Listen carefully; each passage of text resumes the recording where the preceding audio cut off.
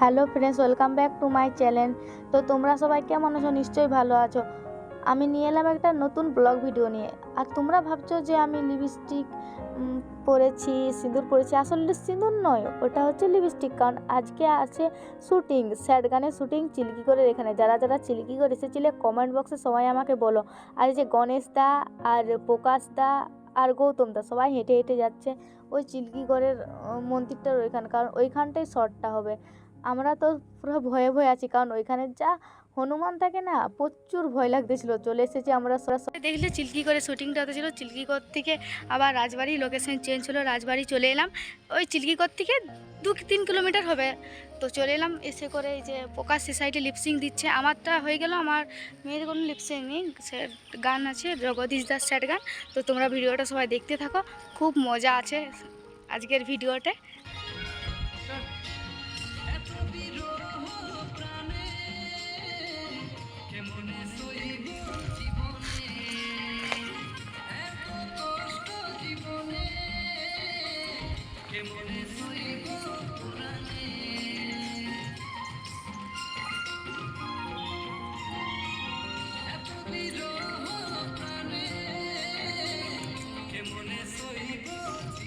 পৌঁছে গেছি আরেকটা লোকেশনে, জঙ্গল সাইডে। তো প্রকাশ দা গৌতম দাকে আমি বলছি চলো না কমপ্লিট করি তাড়াতাড়ি শ্যুটিংটা, কারণ দেরি হচ্ছে।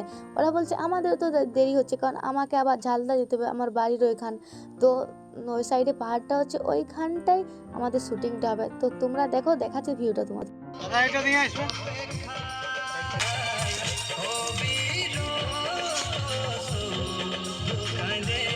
ফ্রেন্ডস, আমাদের শ্যুট কমপ্লিট হয়ে গেছে, একটু বাকি আছে প্রকাশের লিপসিংটা।